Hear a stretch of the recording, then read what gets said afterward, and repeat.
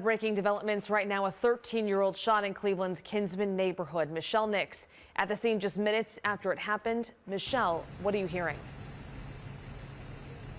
Good evening, Caitlin. As you said, a 13-year-old has been shot.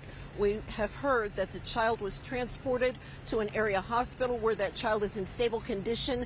But as you can see, there is a large crime scene out here on Carson at the Rainbow Terrace Apartments. This crime scene actually extends across the street from what appear to be homes to the apartments and also to a party center that appears to be part of the apartment complex. We do see markers on the ground.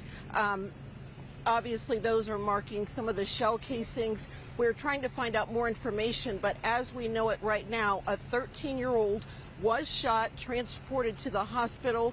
We're hearing in stable condition, according to EMS. Just a really tragic situation out here. Tempers appear to be flaring a bit when we first got here, but things have calmed down a bit. But police have part of the street blocked off. 19 News will have more on this developing story on our morning show. Reporting live in Cleveland, Michelle Nix, 19 News.